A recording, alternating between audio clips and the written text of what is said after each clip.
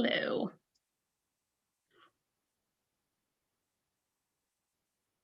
Hi, everybody. Welcome to tonight's discussion of Sullivan's Travels, a wonderful film. A lot of people would say probably the best film by a really interesting filmmaker, Preston Sturges, whom we learned a bit about in the wonderful introduction that Lisa DeNight created for this week. Lisa, how are you? I'm doing very well, Andrew. How about yourself? Fine, thanks. And a little more buoyant than I am some winter weekends I was because I watched this film, which, as we were just saying, actually made me laugh out loud a few times, which is no small feat, especially for a movie that's 80 years old. So good for it, and good for you for suggesting it. Thank you. In case you're new to our discussions, the way this works is we ask you to please keep your audio muted unless you are asking a question or making a comment. You will know it is your turn to ask your question or make your comment because I will call on you. And I will call on you because you will use the raise hand function within Zoom, as you can see indicated on the slide on screen now. At that point, if you raise your hand, I will call on you and then you can make your comment or ask your question. We would love for you to introduce yourself in the chat window. If you are from outside of the area, please especially say hi in the chat window. You can also, all of you who have joined us can talk amongst yourselves in the chat room. And if you have a bit more to say about finding us from somewhere outside of our area, please visit the Where in the World section within Film Studies Online, which you can find at brynmarfilm.org, along with a whole bunch of other stuff I'll talk a little bit more about later. But we are looking forward to an interesting discussion of what I think is, like most comedies, funny, but also gives you a little bit to think about, which is actually very meta of this movie, because that's sort of the great debate of the movie, right? Lisa, one of the things you alluded to in your introduction, and we'll see if that is a theme that is of interest to some of our patrons. And I see we have some hands up already, including our usual first one out of the gate, David. David, how are you? Good evening, Andrew and Lisa. I am fine. We thoroughly enjoyed this. I was sort of confused why Veronica Lake never got a name, but that may be part of the theme.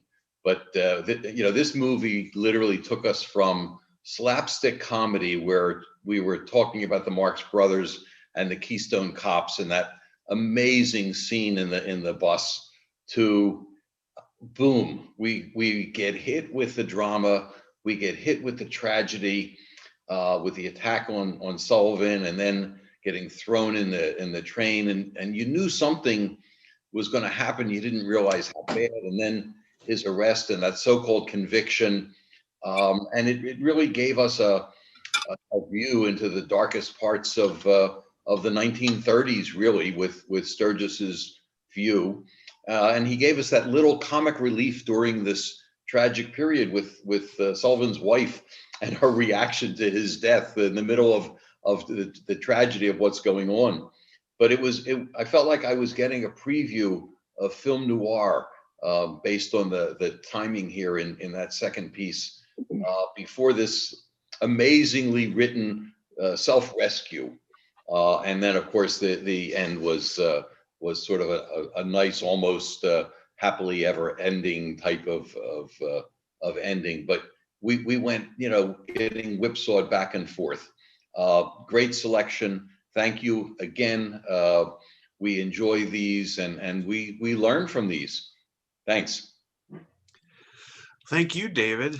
You touched on a number of things there. I had some thoughts, but before I share mine, Lisa, was there anything that about what David said that jumped out at you? Yeah, a couple of things. I'm so glad that you guys enjoyed it, David. How can you not? My personal opinion, of course. And you mentioned how it kind of presaged film noir, which was really interesting comments to me, because one of the things that's so amazing about all of these different genres that Preston Sturges tries on is that he really changes the way that the film is shot, and like the filmic texture from kind of genre to genre changes so dramatically. And the kind of film noirish parts, I mean, when Sullivan is, you know, knocked on the head by the vagrant who steals his money, who stole his shoes, the scene of the vagrant like running from this altercation over the train tracks. I mean, that is something out of Hitchcock or Lang. Like the different ways of filming changing with these different genres he's trying on is just really fascinating. And the cinematographer for this film was John Seitz, who then went on to, well, I mean, he was a very well established cinematographer at the time, but he went on to shoot a couple other of Preston Sturges' films, but then also Double Indemnity and Sunset Boulevard. So this was definitely a cinematographer who knew his way around some shadows and some sharp angles. So yeah, thank you for your comments. Yeah, the thing that jumped out at me was David's comment about Veronica Lake, her character not getting named, being called the girl. And I think that it was one of a few elements of the film that were clearly sort of meant to be kind of self-referential about Hollywood sort of poking fun at the industry before Billy Wilder would do it in 1950 with Sunset Boulevard. Not that they were the only two, but those are two prominent examples, both of whom were being made at Paramount. So it would appear the studio executives at Paramount had a reasonable sense of humor, or at least didn't take themselves too seriously, which, if you read about the history of Hollywood, is a rare breed indeed. Perhaps that's why those two had found their homes at that studio. But I think that, you know, from the beginning of this movie, we know that it's going to sort of take the air out of filmmakers and film executives and the business in general. And I think that there's a point in the movie where someone's criticizing him for, you know, his endeavor, what he's doing, for putting himself in such danger. And someone says, and with a girl. And he says, oh, come on, you know, there's always a girl in these things, or something like that. And so I think the point is that she was there, obviously, to be the character she played and be the sort of foil to him, and to, you know, create the elements of camaraderie and also the elements of sort of back and forth that she provides very ably, I think.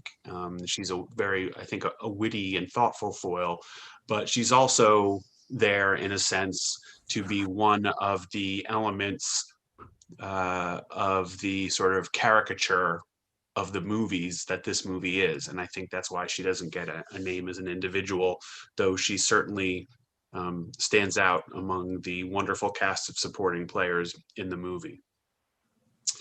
Let's see. Gene, you had a question or comment. Yeah, hi. Thanks for showing this, because I'd never seen the entire film and I watched it twice the same day. I loved it so much. The thing that jumped out at me the strongest and so soon in the film was the voice that characters like lack of a better word, the servant or the butler, his home staff, the voice they had was on equal was equal to the opinions that he had. They were on level ground with him. And I haven't seen that much in films from any era, really. And is it part of a theme of showing more compassion and maybe advocacy for the working class, because it's them that he's really trying to please then at the end? You have thoughts on that? I certainly have some thoughts on it, but Lisa, are there any you'd like to share? Yeah, I'm so glad you enjoyed it so much. You watched it twice. That's awesome. And I agree with you entirely that not just in this film, but in Preston Sturges's kind of overall body of work, he kind of democratically spreads the wealth around, verbally speaking, to not just his main characters, but also to his background players. And he used the same actors time and time again, this kind of cast of character actors. Robert Grigg, who plays Burroughs the butler, appeared in many of his films. And Preston Sturges always kind of retains some of the most memorable lines for his background cast of characters. They're always there to kind of undercut any kind of self-seriousness of the main leads. And it's always such a delight to see them pop up time and time again. I'm sure any of you who tuned in for the Lady Eve way back in the summer when we did it last year will have recognized multiple faces from that film in Sullivan's Travels. And it's such a great aspect of Preston Sturges's way of making movies. Yeah, I mean, he's definitely, I like the way you put that, Lisa. He's very sort of democratic with his gems that he writes, so to speak, right? He thinks, how would it work best for the film, and where would it have the most sort of oomph, and that's who gets to say it. He doesn't save them all for the stars or his favorite members of the troupe or what have you. I think that there are a couple of elements sort of at work here. One is that he, he really is trying to, the whole reason he got into directing was the reason a lot of writers do, is they were tired of other people, messing up their screenplays. And when you're writing comedies like he does, part of that has to do with the timing and the delivery, and not casting actors who can do it right, or not directing things in such a way that they're delivered as you think they should be, or the film isn't edited in a way to give them the right amount of play or what have you. So, he has a definite ideas about what works, and that's what he's committed to. I would also say that he is very much interested in, he derives a lot of his comedy from changes in status, right? From the sudden or extreme importance of people who are not typically thought to be important or useful or essential, like the little kid at the beginning who is able to sort of take Sullivan away. That kid would be someone in the background selling newspapers and other movies. Here he's, does the first leg of Sullivan's journey, really. And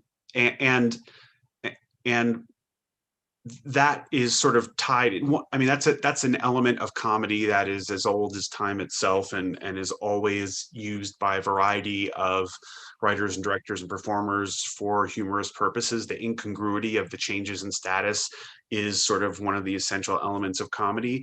But Sturges in particular is interested in it, because he is a sort of, very sort of democratic in a rational and intellectual sense. He had so many different endeavors in his life, and he was successful in a number of them, that the notion that people should be pigeonholed would have been anathema to him. He's also, I think, a bit has a warm fondness for America, or for the best possibilities of America, and for the best elements of America. And part of that is you never know where a good idea is going to come from. You never know who's going to become essential all of a sudden. And that's something he shares with the greatest current practitioners, or I should say the inheritors of his cinematic spirit, which is the Coen brothers, right? Marge Gunderson in Fargo is a character who was set up to be underestimated and not taken seriously. But she is the sharpest person in the film. She is the most committed person in the film. And she ends up figuring out this thing that nobody else can seem to get a handle on. And you see that throughout their work. And that's a spirit they share with Sturges, not just because it presents many opportunities for comedy, but because there's something American about it that these filmmakers who are in particular interested in sort of exploring Americana elements in their movies are drawn to. Let's see, Joss, you have a question or comment? Yes, very interesting film. I've heard about it for years, never saw it before. And it was like at least two different films. The first half was entirely nutsy screwball, as much as he was going on the road to experience what he wanted to experience. The bus was there. I mean, he was always in the, his entourage was always there. And then there was the second half, which was much more serious and darker and had a real theme to it. There was something that Lisa had mentioned in her introduction, which was, as usual, wonderful, about the depiction and characterization of African Americans. And there was that, as she said, that almost painful scene on the bus with the cook, contrasted with that absolutely wonderful scene in the African American church, and also the African Americans that were just in the midst of all the hobos, just part of the crowd. So I wonder if there are any more comments about that. And my final question is, I've never seen, as I've never seen this before, I've never seen Veronica Lake in anything before. And she really was quite a comic presence for much of the film. And I want to welcome any more comments on her career. Lisa, I'll ask you to take it away with whatever interests you most from Joss's comments. Sure, Joss, thank you for your comments. And I love that you kind of identify these two halves to the film, because while the entire experience is incredibly unpredictable, you don't know whether you're going to laugh or kind of cry next. There is a almost very clear line of demarcation between the two halves, this kind of symbolic death of Sullivan. And the two halves really do kind of resonate with each other in really interesting and quite profound ways. And the one that always interests me when I rewatch it is this really shameful humiliation of the cook in the beginning, as you said, coupled with the almost answer to it in the latter half with the scene in the church. And I still to this day don't really know entirely what Sturges is trying to do here, but I'm certain that he's trying to do something a little bit more than just showing what would be, comedically in line with the times in 1941, caking this black chef with white batter. So it's a really fascinating kind of call and response in that alone. And there are so many other little resonances between the two halves. Someone brought up the speech from the butler earlier. And while it's a really impactful speech, that the butler is essentially saying poverty is to be shunned, whereas the black preacher in the church wants to engage with poverty. He tells his parishioners, don't shun these people when the prisoners come in. So there are so many resonances between the two halves that really just open up so much space for consideration and thinking. It's a fascinating way to kind of construct a film tonally. And then Veronica Lake, I'll mention a couple things and then hand it off to Andrew. I'm glad you found her such a great comedic presence, because I do too. She's sparkles in it, and it's interesting because Preston Sturges wanted to he wrote this for her, wanted to cast her against studio wishes, because the studios were really trying to gin her up as this bad girl sex symbol. And then, you have Sturgis here putting her in boys' tramp clothes and taking away her most signature, blonde peekaboo hairstyle and some newsboy's cap. And her career, it ended quite tragically. She had a great string of films in the 40s, and then just kind of tapered out, due in large parts to her own troubles with alcoholism and a mental health issue, pretty rocky relationship with Andre de Toth, the director. But she really does have some great films in the 40s. I Married a Witch is another exceptional Veronica Lake comedic turn that I would definitely recommend. But I'm sure Andrew has more to say in this as well. You covered it pretty well, Lisa. She was, it's funny because a number of the sort of sex symbol stars, female sex symbol stars of this period, I think of like Rita Hayworth and stuff. There's this tendency to want to push them toward film noir and sort of keep them in there, or in crime films. But because it is a studio system, and because they are under contract, they would, while they didn't have the ability to pick their roles, at each one at a time as they come, the way most actors, certainly stars, do today, there was always enough different work that they would inevitably at least get to try their hand at some other things. And that was true, as Lisa said, of Lake. But I think the consensus is that, as Robert noted in the chat, and as others have noted, her problems with alcohol made her sort of career as a movie star kind of fan out by the end of the 40s. And it reportedly made her a bit challenging to work with at different times during that period as well. So I think she's sort of someone who didn't necessarily live up to, or maybe even have the opportunity to live up to, the potential that she presented in films like this. And that happens, and that happened a lot during the studio system, but it even happens today when it's a business, in any business, and you seem to produce better results in one line of the endeavor than you do in another. That's what you get. That's what you get pushed toward. And I think that certainly was true for her. So, Lillian, you have a question or comment?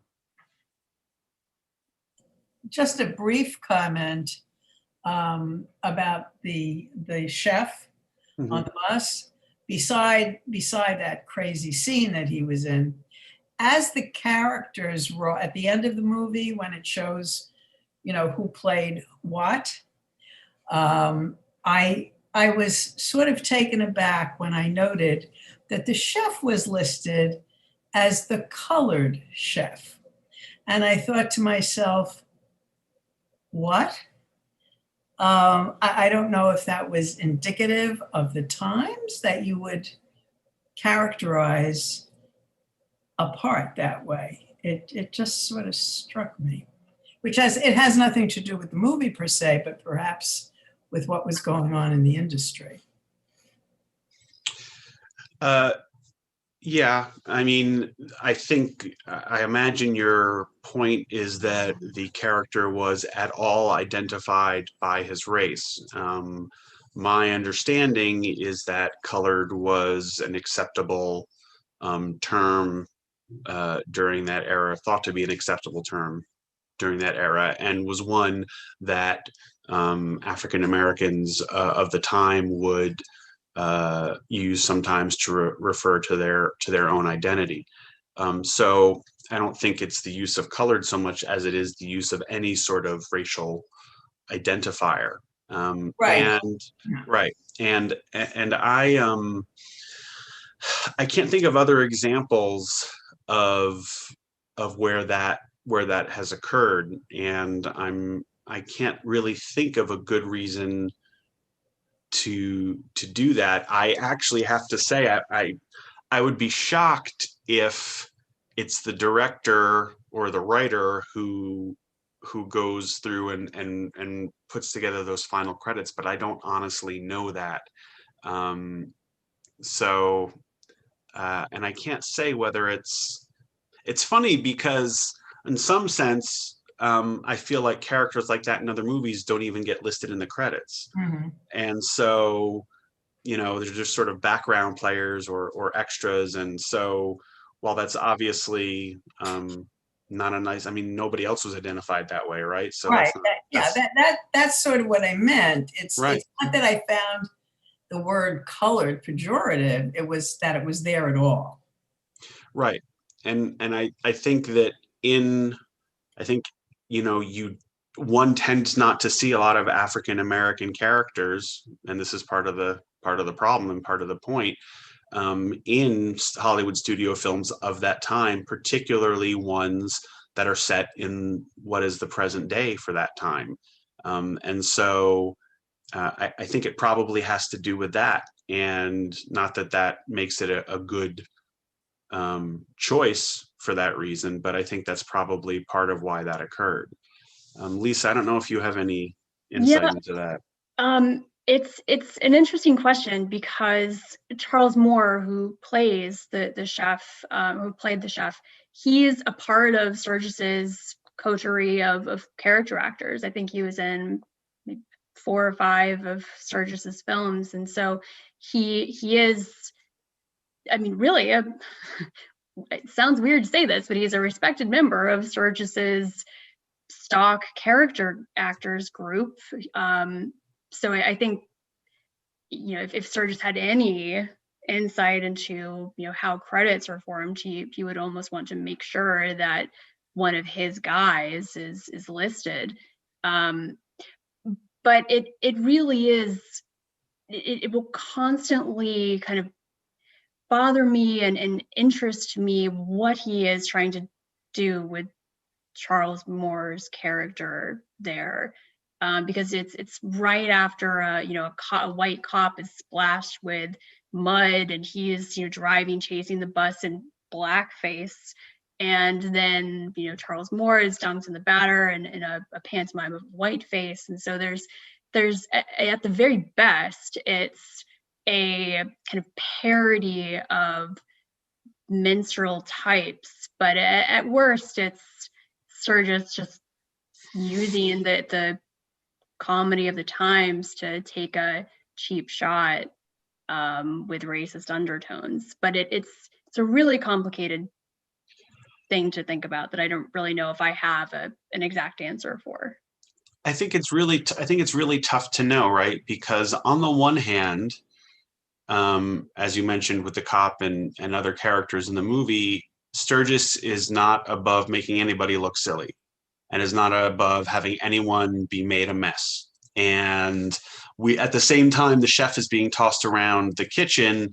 William Demarest and the other characters are being tossed around where they are, and stuff's falling on them, and so on and so forth. So there's that to consider. On the other hand, and I don't know where this falls in the ledger. The reality is that probably in Hollywood at that time, if there was going to be an African American who was part of this caravan, it was going to be as the cook. And so is he covered in batter because he's in the kitchen because he's the cook and that's a funny thing to happen? Or, I mean, would it have been better if it was chocolate cake batter instead of pancake batter? I mean, I don't know if that would have been any better. And so it's hard to know without knowing sort of Sturgis's thought process, which we don't, sort of the origin of that bit. I think there's multiple ways to take it. And I think the other depictions of African Americans in the film suggest that there isn't any sort of intentional undercurrent of hostility, but that doesn't mean that it still didn't come from a flawed place. We just won't know. It's one of the things that and you see this in some other movies that, you know, unfortunately we're kind of talking about this because there are so few Black characters in Hollywood movies of the period in general, that it becomes an issue. And I think it's good to see movies like this for lots of reasons. One of them is it's a reminder of serious, you know, shortcomings in the industry, an industry that is responsible for so many great works and is at the time is so wildly popular, obviously had its flaws too. Judy, you have a question or comment?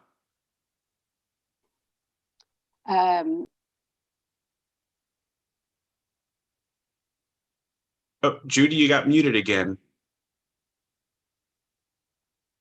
Okay, we can come back to you, Judy. I'm here. I'm here. Okay, go ahead, Judy.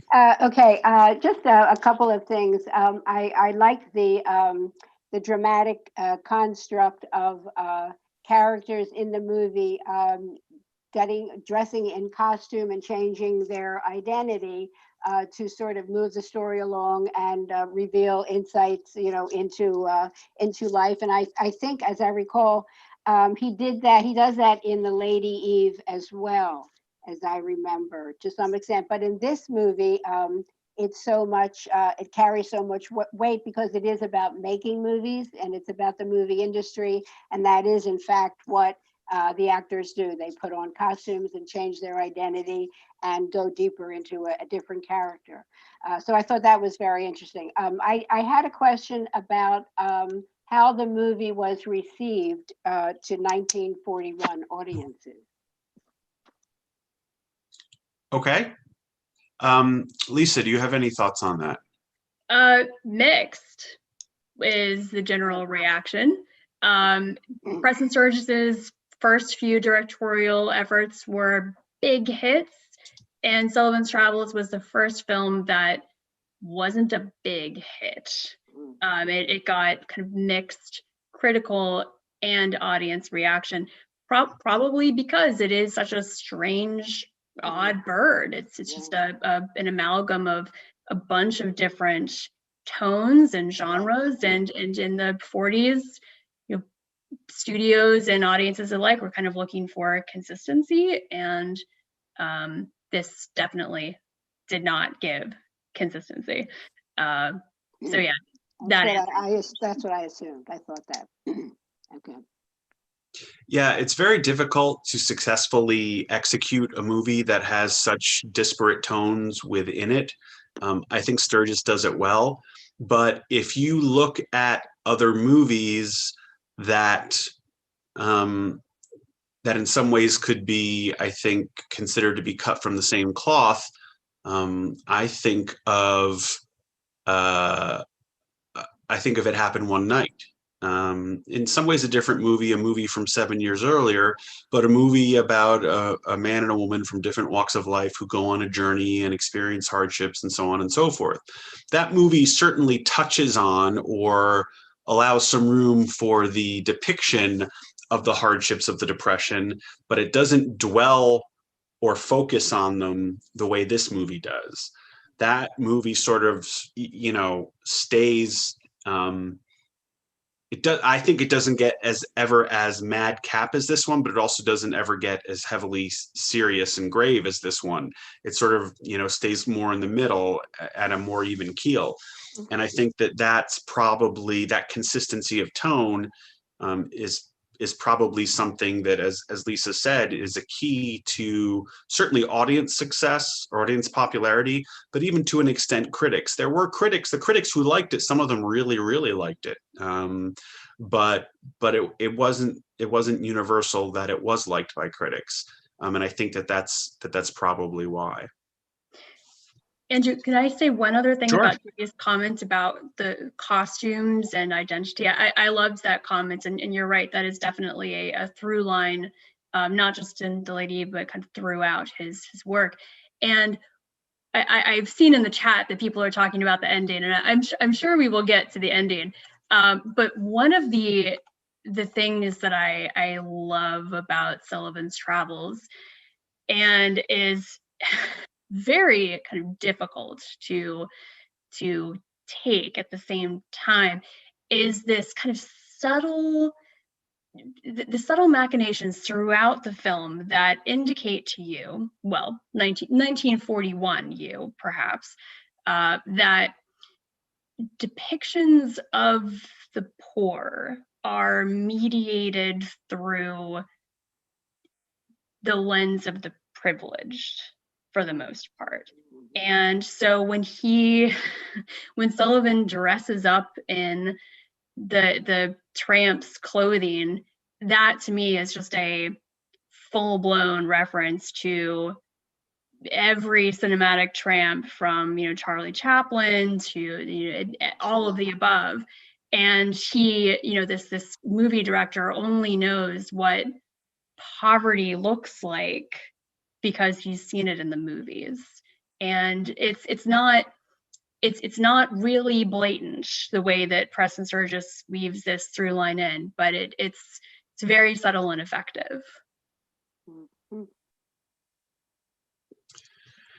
Thanks, Judy, for those great comments. Let's see. Barbara and/or Richard Hirsch, you are next. Thanks, Andrew. Thanks, Lisa. So wondering if you could give us some more information about or comment on both the minister and the congregation of the church at the end of the second half of the movie. The minister felt to me like not an actor, felt very authentic, and the congregation didn't feel like a group of actors cast to be a congregation. I'm wondering if you know anything about whether they used a real congregation. And just as a side question to that, the very interesting idea of clearing the proverbial front of the bus, voluntarily moving the African-American population back so that the white population, because that's primarily what the convicts were, could sit in the front, had a certain irony to it, which I understand is anachronistic for the time of the movie and the 1950s issue, but I'm really primarily more interested in if we know anything about the congregation and the person who was the minister. Thank you. Lisa, do you have any knowledge about that? Yeah, the minister was an actor by the name of Jess Lee Brooks, who, to someone's earlier point, was uncredited in the film. But he was an actor that was extremely prolific in Hollywood. I think most known for Western parts. I could be wrong about that, but he was an actor, great singing voice. And as far as I know, the congregation was also, cast for the part of the congregation. But your point of how real it felt is a testament to the power of that scene. When I think about the movie Sullivan's Travels, to be honest, that is the scene that stays with me, which is pretty telling for a movie that's supposedly a comedy. Yeah, I mean, I think if you look at the members of that congregation and you look at the members of the chain gang, the thing you have in common across those people, and for that matter, to most of those people that Sullivan encounters at the different other places where there are homeless people, is what appears to be a real sort of authenticity to their faces, to their manners, to their looks. I mean, think of all the characters that he and Veronica Lake encounter in the different shelters and food banks and other places they go to. I mean, this film had tremendous casting to it. They found a lot of people who did not look like actors and who did not look like movie stars, and who were even if only on screen for moments without any particular line, sort of well suited for the part they were going to be playing. And I don't think it only pertained to the African Americans in the congregation. Regarding the point about the changing of the seats, I mean, on the one hand, we think of that practice as being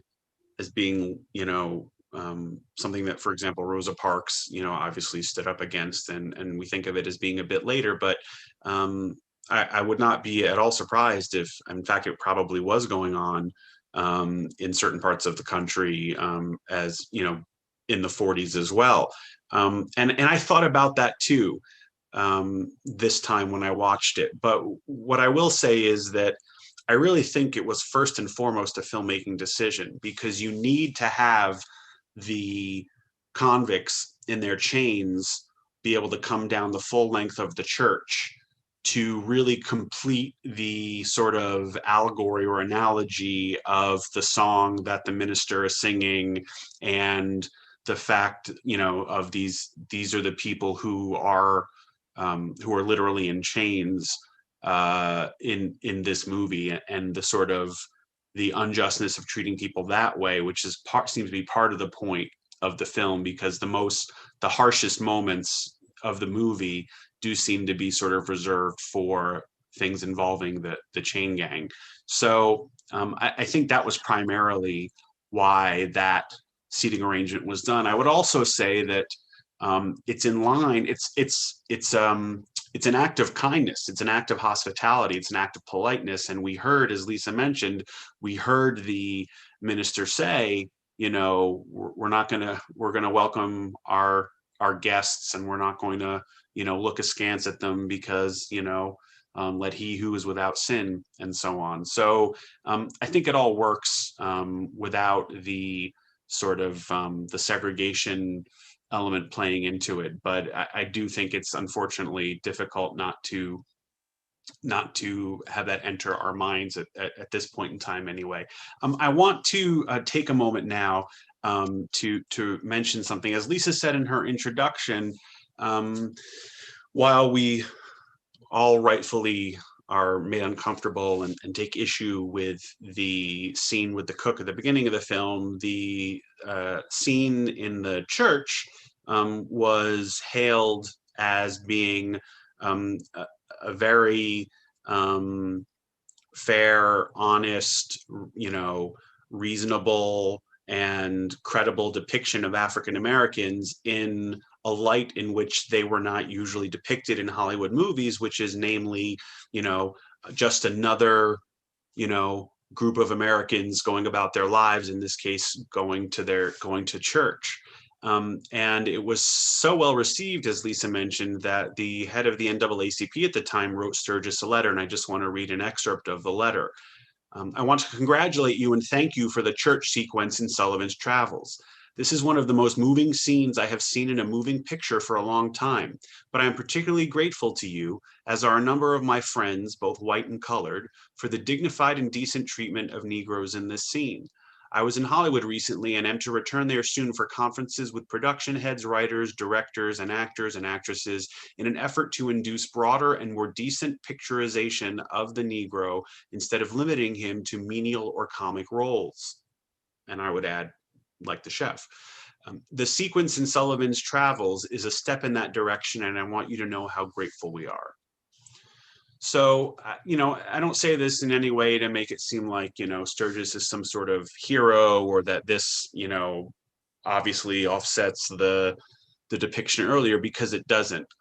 I think it's most instructive as an indication of just how rare such a depiction was. That, a sort of just a scene of people of a particular background just going about their lives was worthy of comment from the head of an organization that was actually formed in reaction to another movie in which the African Americans were depicted horribly, Birth of a Nation. So that gives you a bit of context for the depiction of African Americans on the Hollywood screen in general at the time. Let's see, Michael, you have a question or comment? Yeah, so I have an observation and also a question. The observation is I agree the racial stereotypes at the beginning of the film are disturbing, but I will also say that almost none of the characters at the beginning of the film are very admirable. They all seem have enormous self-regard. Some of them are greedy or shallow, like studio executives, and they all look are either falling into swimming pools or having things fall on them. The second half of the movie seems to be very different. There's a sort of catharsis that happens when he's arrested and imprisoned, and the tone of the movie and the characters becomes much more serious. And I think that's kind of part of the craft of the film. The question that I had was over Paramount. I think he sends up some of the divas of his day by Ernst Lubitsch and others. I always think of like MGM as being for the musicals and Warner Brothers having the sort of social conscience. Paramount, I don't really know. I mean, I think a little bit about the early part of the 30s, the pre-code stuff, but it seems like they didn't really have an identity like some of the other studios did. And I'm just curious at how that worked out for them, because he's sort of like he has a neither fish nor fowl movie, and he's kind of in a studio that sort of was changing its identity at the time also. Well, thanks for that, Michael. I would say I completely agree with you about the beginning of the film. I mean, that element, that depiction of the chef, in part, is so problematic or stands out so much because it is one of a line of such depictions that happen in other films and other media for far too many decades, where not everybody in the film or program is being made a fool of. In this movie and in Sturgis in general, everyone is being brought down several pegs. And I think that has to be noted, and that's part of the context, absolutely. I have a couple of thoughts regarding Paramount, but before I share them, I wanted to give Lisa a chance to respond if she had any thoughts on either of those points.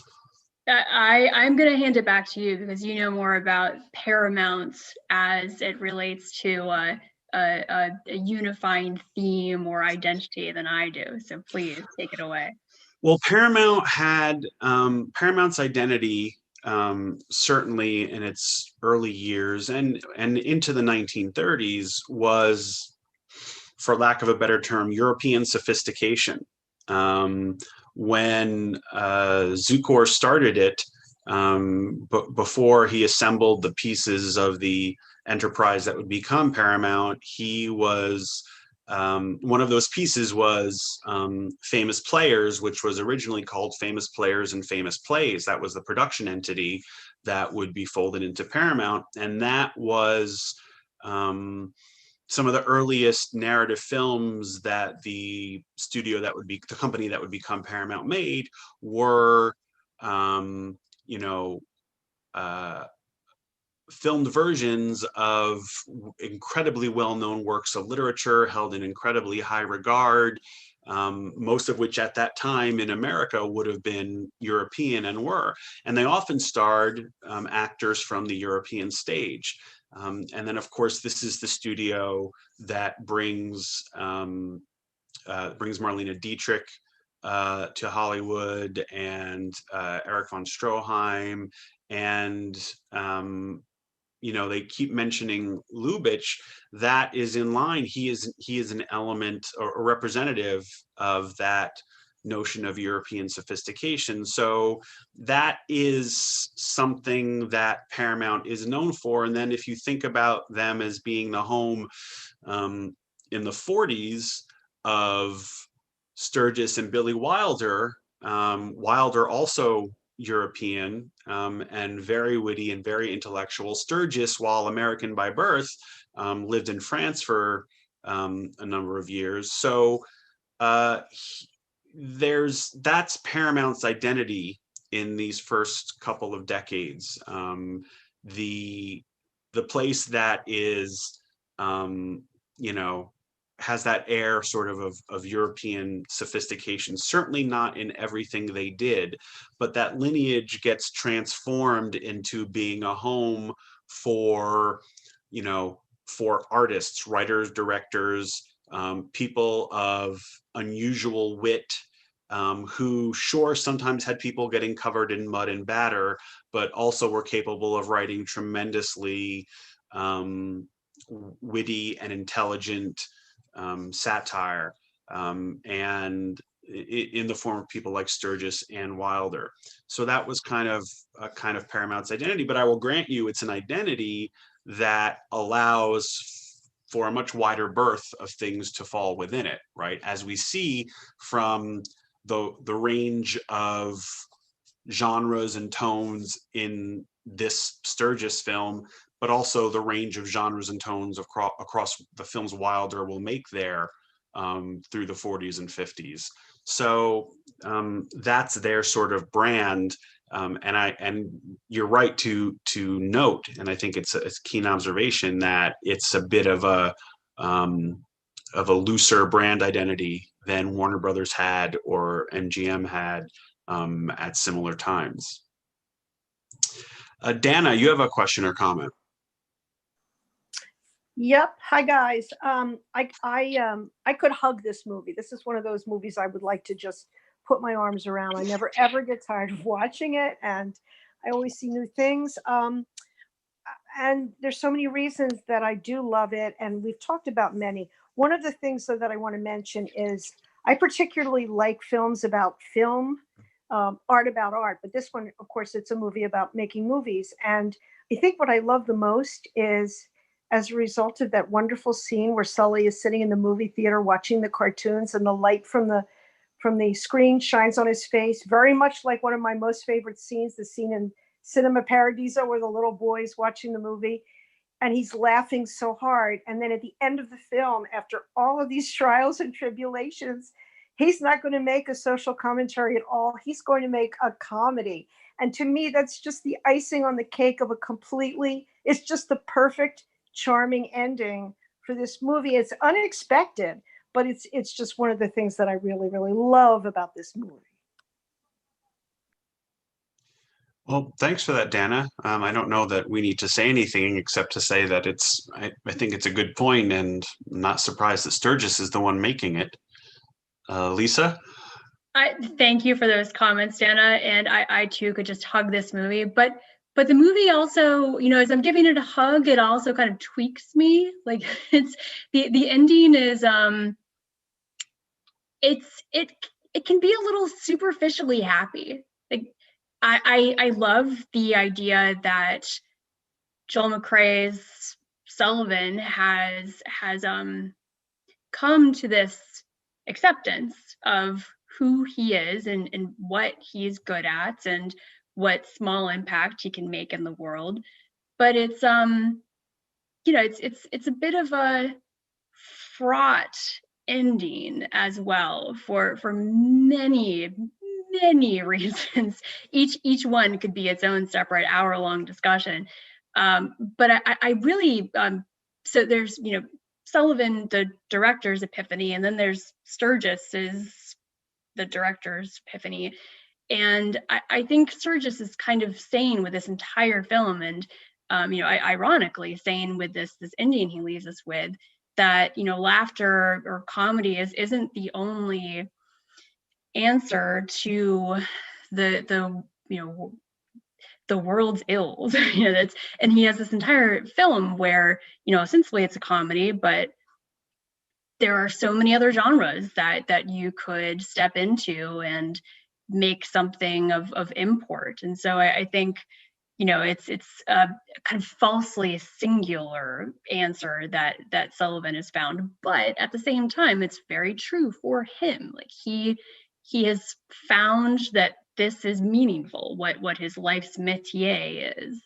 So it's a happy ending, but it's also a complicated ending that has many layers of irony that every time I see this movie, I try to unpack a little bit more. But the great thing about this many layered irony is that there's so much space for you to kind of unpack and muse and think and chew on it. Like it's just, I want to hug this movie, but I also want to just chew on this movie. It makes me think so much. And I am really grateful to Preston Sturgis for presenting what is quite possibly the best movie about movie making that I've seen, because it's so honest about the form's power, but also its limitations. So yeah, so many movies about movies are about, you know, the put upon director or the, you know, the misunderstood actress, and this is very deep. It's about the motivations and the responsibilities that artists have in the world, and in a, you know, a field that is commerce driven, capitalist driven. So it's just a fascinating film, and ending and epiphany upon epiphany. I could go on and on, but I'm so glad that you love the movie. I mean, I think part of what Sturgis is doing, and as you just alluded to it, Lisa, is he's lowering expectations, right? He's saying, I'm aware of the limitations of this medium that I work in. And because you could imagine if it ended differently, that, you know, the reviews and the commentary in the industry about, oh, Sturgis thinks he can solve the world's problems through movies and all this. So I think Sullivan is almost as smart as Sturgis, and that's why that ending is that ending. Janet, you have a question or comment? Yes, hi. This is a great discussion. Thanks, and I enjoyed the movie. I learned some fun things that I thought it might be fun for everybody to learn, which is, for one, Veronica Lake was pregnant during the filming, about 6 months on at the start. She was only 19, I guess, like Lauren Bacall's age. I'd never seen her act before. I found her delightful. Joel McCrea, however, mentions, is quoted as having said, life is too short to do more than one film with Veronica Lake. He found her memorization habits to be poor at the beginning. Apparently it took 48 takes to get the diner scene. But they did end up doing a film together later. Joel McCrea also had wonderful things to say about Sturgis, Up, Down, and Sideways. Just, he thought he was a great person, mensch, who sought out. Joel McCrea was a joy to work with, Sturgis. And let's see, I enjoyed all the performances in this. And then another fun thing is the Brothers Where Art Thou book at the end. The author, yeah. I read the author's name is a composite of Upton Sinclair, Sinclair Lewis, and Steinbeck. So I don't have a question there, but hey, you know, the pancake batter on the face of the cook is, it follows the motorcycle cop being splattered with black mud. Right. So anyway, those are my comments. Thanks. This was really fun and educational. Thank you, Janet. Let's see. Janice, you have a question or comment? Yes. I'd like to go back for a moment to the scene in the church. While I was watching it, to me, I thought it was very intentional and ironic. And I felt that the way that the Blacks were presented was intentionally as the respectable people, and the preacher telling them not to look down on them was pointing out the exact opposite of what happens to them in real life. And because here they were looking wonderful and very neat and so on. And of course, it was quite a ragtag group of prisoners. I don't recall for sure, but I think that they were all white, the prisoners. There may have been a black in there, I don't recall. So that I felt that all of that was quite intentional. And the part about the prisoners coming to the front, the prize seats, of course, at a movie were always at the front. And I also hadn't thought of at the time about getting them to be shown, which I agree with you. But I thought that was all very intentional, that somehow they managed to have a comedy and also have very important social commentary that was quite unusual for those years. And that was basically it. Thank you, Janice. Yeah, I mean, I think that, you know, the sort of specifics of that scene, we won't ever know just how much of a statement Sturgis was trying to make. What we can say is that he could have had that realization, that screening of the movie and the realization about the laughter happen anywhere. I mean, they could have gone to, you know, an Elks Lodge, a VFW, they could have gone anywhere. And he had them go to that church with that minister and that congregation. So clearly there was some purpose, some point to it. Lisa, do you have anything to add? Yeah, I'll just add a little bit more to that, because as I alluded to before, it really is my favorite scene from the movie. The intention behind connecting a group of Black parishioners singing "Let My People Go," which connects to Israelite bondage.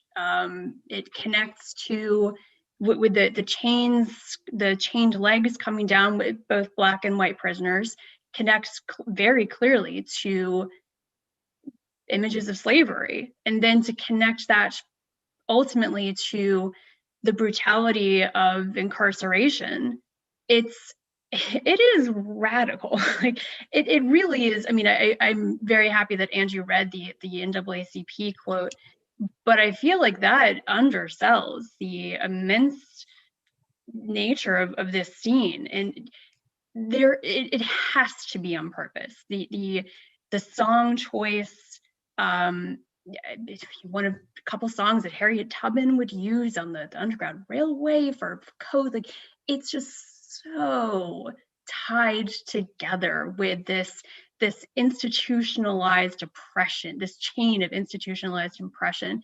And while the movie overall narratively is kind of, I'd say, rather light on social commentary, it's really in the imagery and the soundscape that we get the most potent representations of injustice and of oppression. And that scene, it's good. I will just leave it at that. It's a good scene. Ken, you have a question or comment? Yes, I wanted to thank you guys for recommending this movie. I would say 6 months ago, I had no idea who Preston Sturges was. Now I can talk about his films. And I couldn't help but compare this to Lady Eve as I was watching it, and the Joel McCrea to Henry Fonda. And I saw the similarities, and they were both kind of men of privilege that were somewhat driven for what they were studying. And I thought that this was a more, the Joel McCrea character was much more outspoken. Henry Fonda was much, it was just easygoing and being pushed around.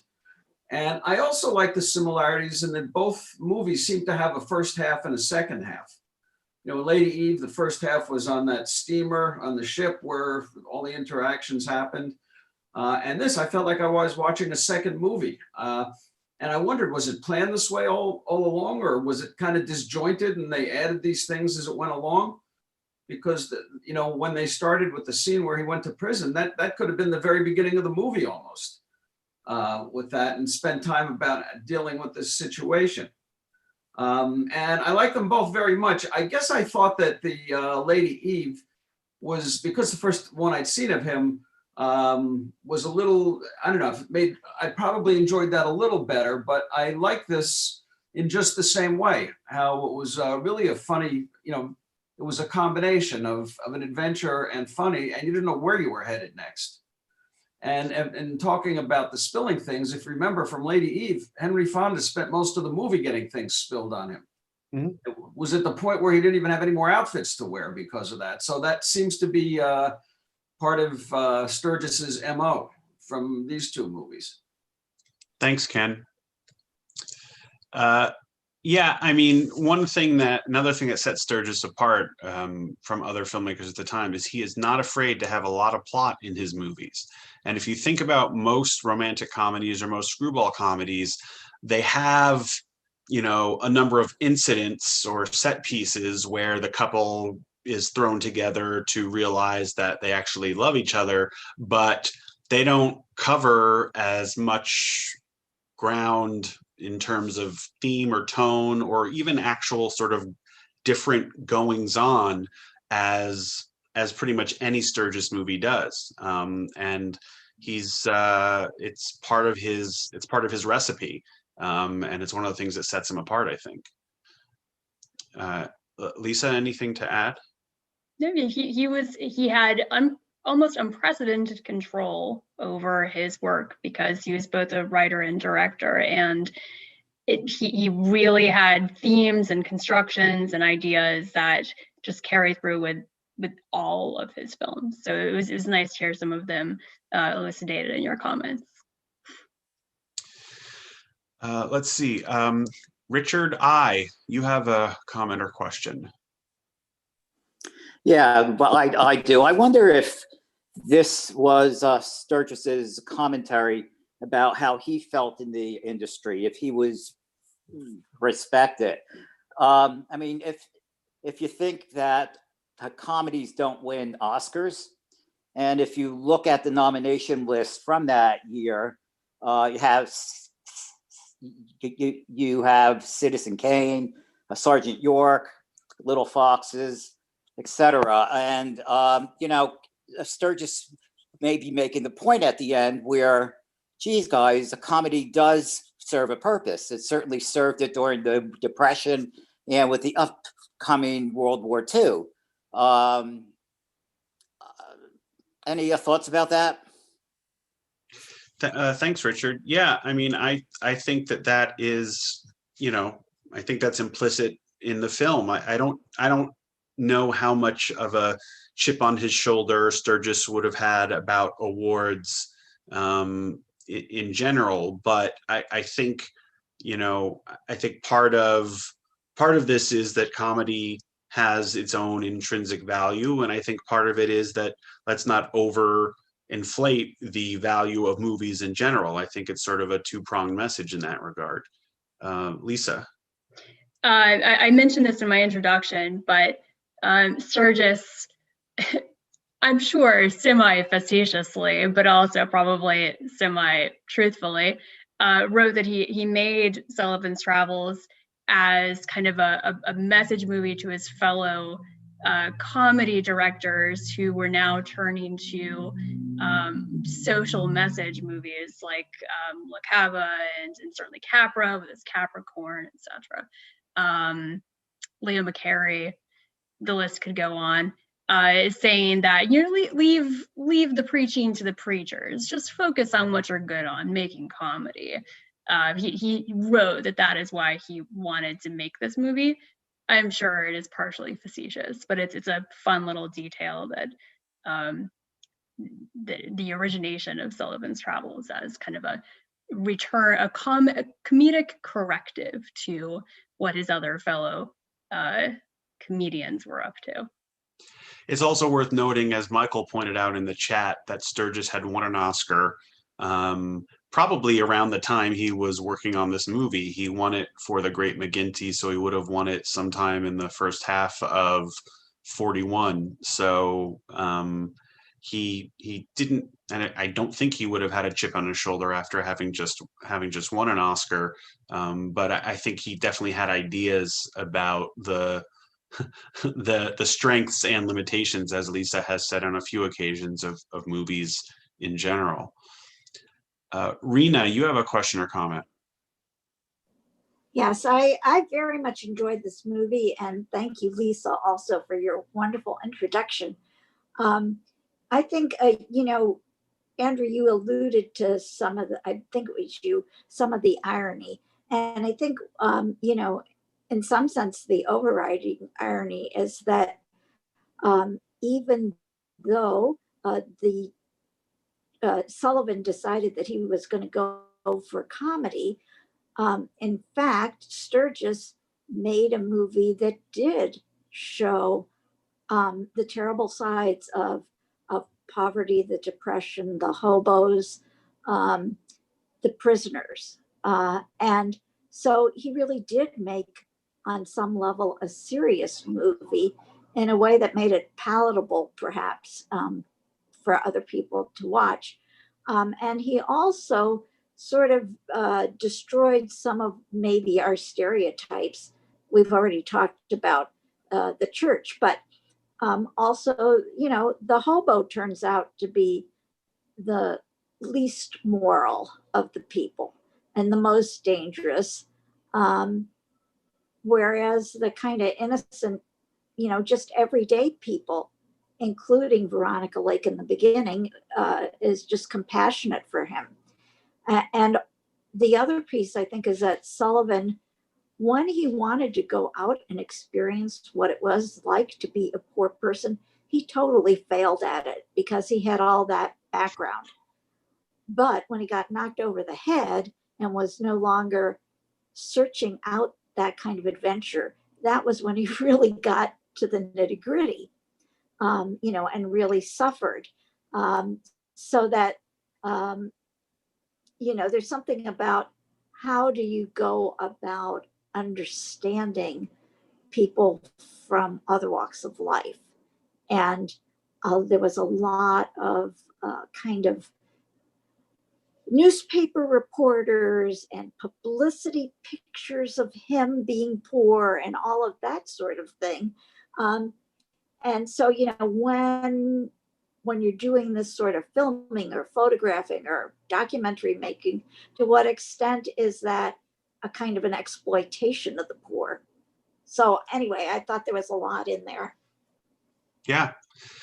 No, there definitely is a lot in there. And he has characters in the movie, particularly in the beginning portion of the movie, you know, sort of say all those things. You know, the poor don't need to be reminded that they're poor, and the poor don't need to be, you know, taught the difficulties, the pains of being poor. And it's patronizing to do sort of, you know, sort of anthropological tourism in a way, which is still an issue, right? And something that I think people are becoming more conscious of in recent years and decades, but was, I think, probably not a position that was too often stated so publicly at that time. So yeah, Sturgis has some insights, definitely. Lisa, did you have anything to add? I'll add a little bit more on the ending, which I really cannot get enough of. I keep thinking about it all the time, actually. And one of the things you mentioned, you know, how do you understand how the other half lives, or how, you know, someone poorer than you lives? I take away from the ending this kind of Sturgis saying that Sullivan can't live in two worlds. You know, he has experienced real hardship. You know, Sturgis kind of purposely takes away his agency to return back to Hollywood when, you know, something in the trash can looks really gnarly, and to take that away from him, it kind of raises the stakes. But at the same time, the moment that the world finds out that you know, famous movie director Sullivan is on a chain gang, he is out of there in a nanosecond. And that is the whiplash swiftness of the ending. I think Sturgis is giving us so many clues that it is very purposeful, where, you know, Sullivan has this nice epiphany, this actually good, nice epiphany for himself. But he is and will always be a wealthy, privileged movie director, and the rest of the world is not. And the movie ends on, I think I mentioned, a kind of superficially happy note, but makes that subtext very clear at the same time, and how Sullivan can, you know, have this brush with real hardship, but because he is a privileged person, he returns to his life of privilege, and he doesn't really have to think about it too much more. He makes comedies, and that is his little niche here, that he's doing good in the world. But it doesn't negate any of the true tragedy and misery that we've seen in this movie. Really complicated ending.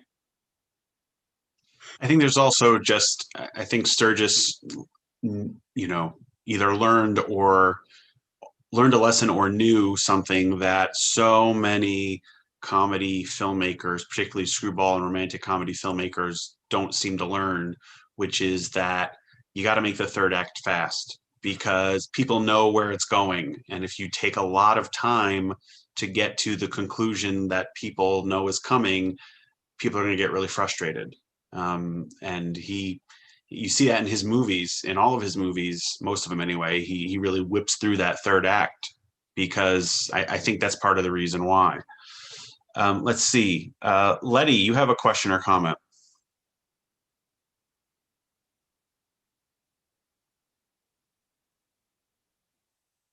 Can you hear me? Yes. Hi, I'm so sorry I missed Lisa's introduction. I didn't know that that was available. I think Rena covered some of the things I wanted to say. So I just thought that this idea, this conflict between comedy and social commentary, I thought the irony of the film was that and what is brilliant about Sturgis was that he was able to actually make a socially conscious comedy.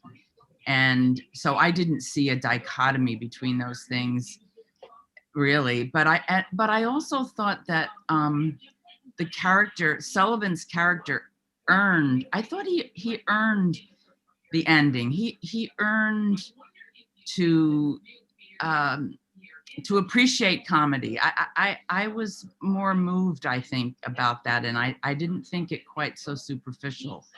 I thought I thought he had that an experience of a rich person who was wondering what would he ever get out of this chain gang, and I thought that transformed him in a way. So that's just, if anybody has any comments, or I'd be curious if anybody had that same reaction. Thank you, Letty. I mean, I don't think I certainly don't mean to say, and I don't think Lisa does, that that Sturgis isn't depicting Sullivan really learning something. He is, and even though what Lisa said a few moments ago is true, that that Sullivan has basically sort of a get out of jail free card that the rest of the world, and certainly the rest of the people in that chain gang, don't have. He still also put himself out there and experienced far more hardship than, and put himself in a position where that was always going to be a genuine risk or possibility, than anyone else probably working at his studio. So I think that you're right that there are those genuine, sincere elements to the film, and I don't disagree with that. And you don't either, right, Lisa? I don't either, and thank you for kind of clarifying, because I have a tendency to get a little too critical, I suppose, of the ending. But you're right, and that is why I will forever love Sturgis, because he has such immense generosity of spirit, and he accords the same grace and possibility for change to Sullivan as anyone else, and with all of this other stuff in the background as subtext or subtext, he still allows this epiphany, this kind of acceptance of self that Sullivan has made throughout his various travels is genuine and is real, but he also is saying all of these other things, and it's just a magnificent, complicated, incongruous collection of perspectives that he leaves us with.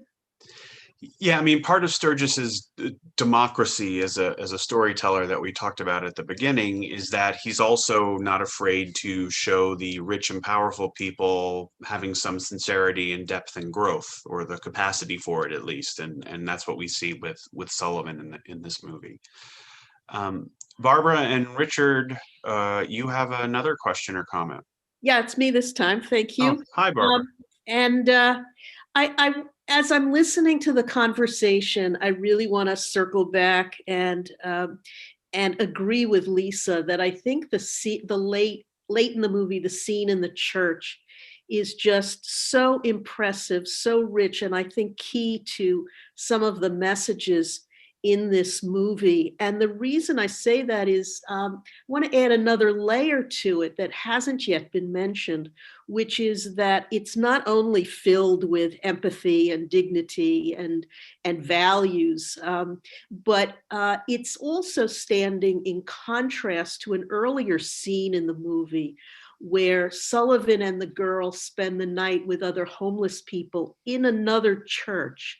I don't know if it's a Salvation Army or some other church, but the tramps are held captive to prayer and the sermon. They're not treated with dignity.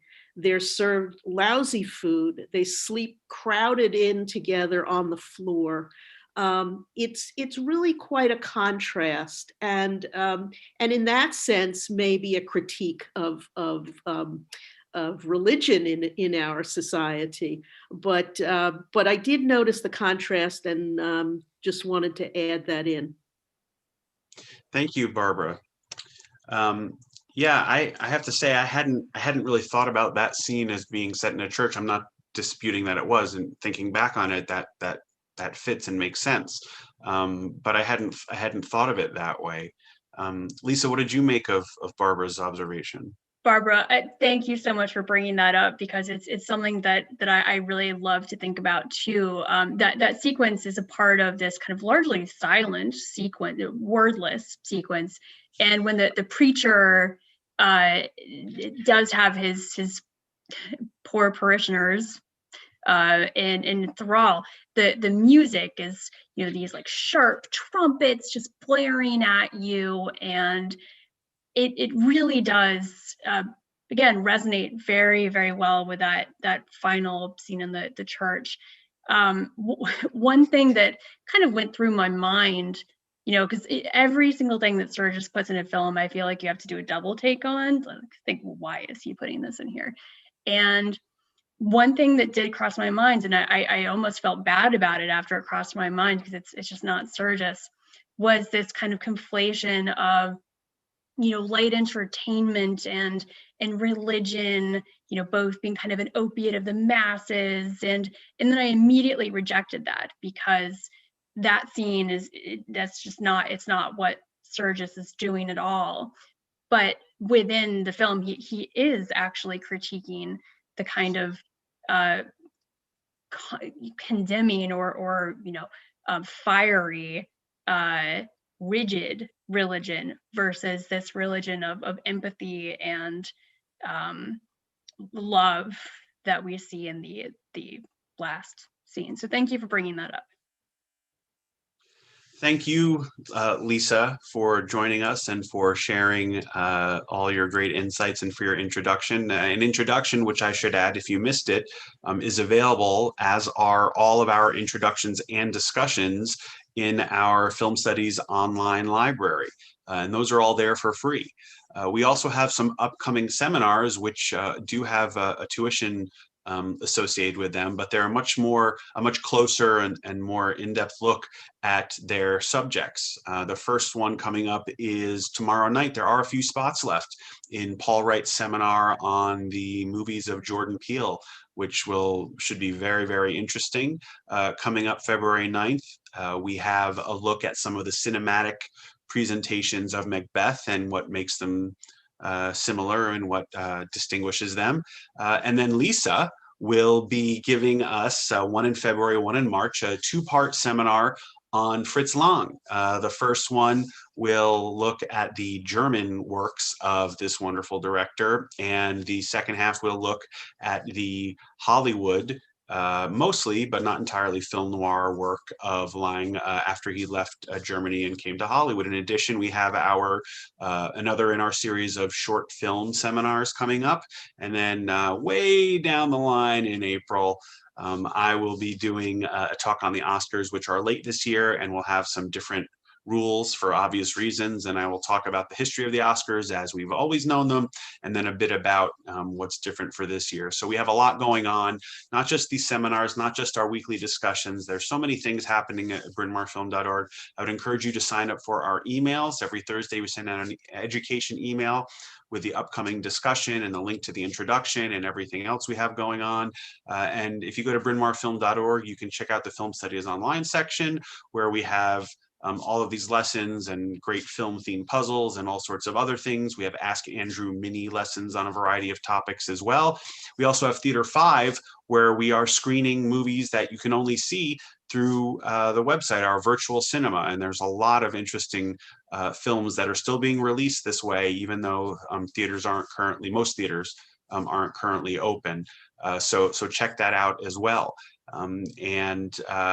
You know, we're doing what we're doing, and we're getting things ready to you know, open up our doors when it is safe and feasible to do so. But until then, we could really use your support. So if you have the means and are so inclined, we would really appreciate it if you could make a donation of any size at brynmarfilm.org. We appreciate it, and we look forward to a time when we can watch the movie together in the theater, and then we can talk about it in person as a group. But until then, thank you so much for joining us. Again, Lisa, thank you so much for your wonderful suggestion of this film and the introduction and your great insights tonight. It was a pleasure to speak to you as always. My pleasure. Always, always a great time discussing my favorite films with you and the rest of the gang. Yeah, the gang is a key part of what makes these discussions work so well and be so interesting. And as Lisa and I said a number of times tonight, and I say every week, I hadn't thought about that, or that's an interesting observation. I wasn't aware of that, and that's because of the great contributions of you all. So thank you for joining us, and we look forward to seeing you again next time. Take care. Thank you both so much. Bye, everyone. Bye-bye. Thank you for everything.